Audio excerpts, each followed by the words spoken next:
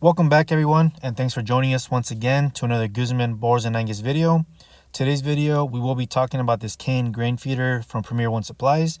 But before we get started, I do want to say if you guys have been enjoying these videos, please hit that subscribe button, hit that like button, and comment down below what type of videos you guys would like to see in the future. But with that being said, let's go ahead and get started on this Kane grain feeder, which I did pick up two of them. So I do have two separate pens that I do want to especially feed. So my first pen here is going to be these two Alpine Dolings that I picked up, as well as my doe that just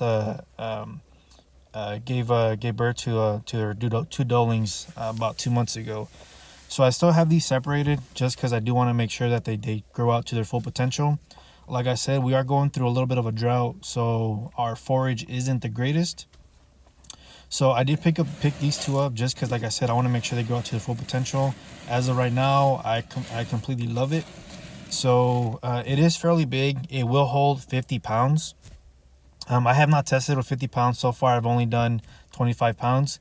And this feeder does hook on with just two clips.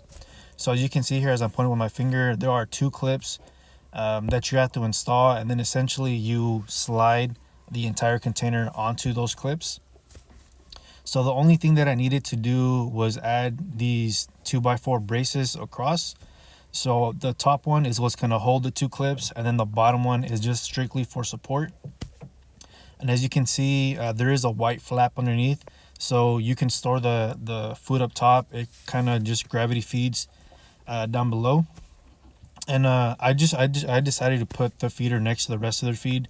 So there is an opening up top, so you do have to shelter it from if you guys have any mist, any rainfall, anything of that sort. So you do have to make sure that it's covered.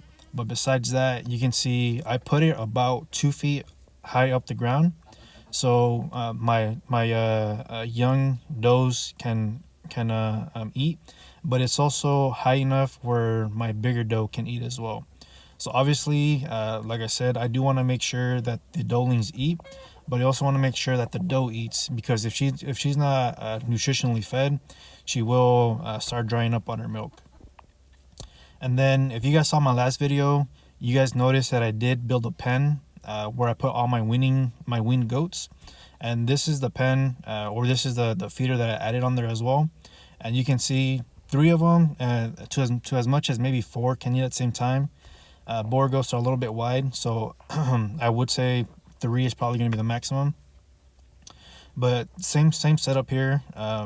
You will need those two 2x4s to go across. One for those hooks and one to brace on the bottom. And like I said, it's fairly easy to install. I believe it took me maybe 7 minutes.